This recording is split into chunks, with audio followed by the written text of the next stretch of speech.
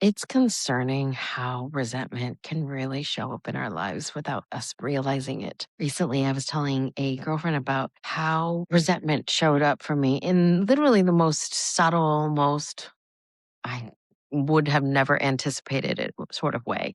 I came back from a girls' trip. I was landing in Hong Kong and I texted my partner asking him what he wants for dinner. And it was a Sunday night, and we usually have dinner together. We catch up over the week. In my head, I imagined that we would have Thai and get takeout from our favorite Thai spot and just have a really nice, cozy catch up. And I can tell him about my trip. He can tell me about his week and so on. And when I texted him, he said, "Oh, well, I already ordered.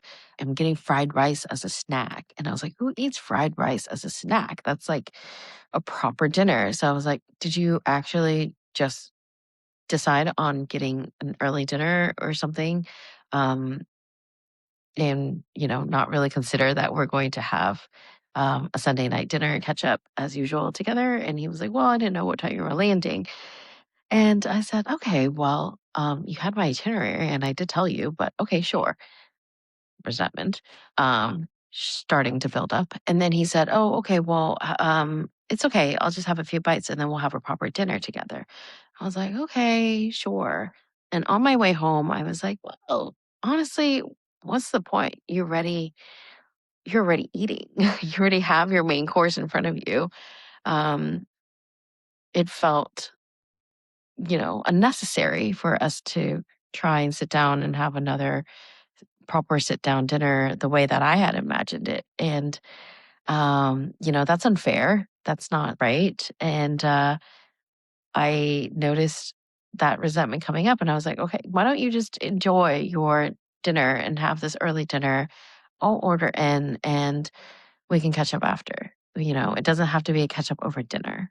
And yeah, that's when I realized, like, oh, okay, like, that was very mature of me.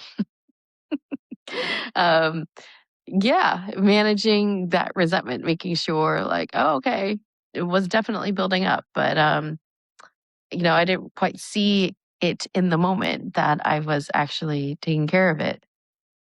But it was just interesting because I want to mark a few things here. One, I never verbalized that I never communicated that I had hoped that we would have Sunday night dinner. Two, I should have reminded him again what time I was landing and what time I'd be home and in time for dinner. You can hear a little resentment in my tone. I hear it too. The third thing I want to note is I imagined how I wanted to have dinner as per usual on a Sunday night. Even though it's a given, I had a certain imagination of how it would go. Cozy Thai food in. Whereas for him, he's a simple guy. I'm hungry. I'm going to eat now.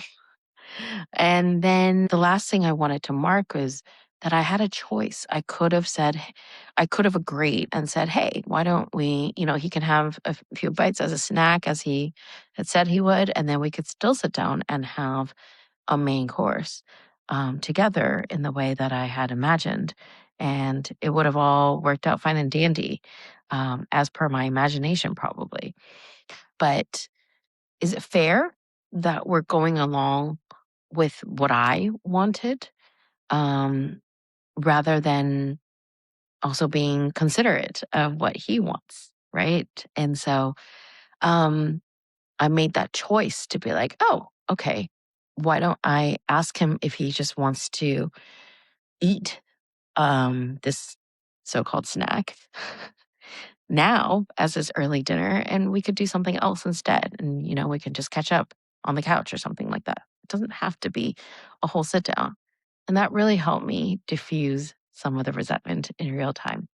I just wanted to throw this out there as an everyday example of how resentment can cream up. And we can easily dismiss it. We can easily say, "No big deal. It's fine. It's okay." And sometimes it isn't.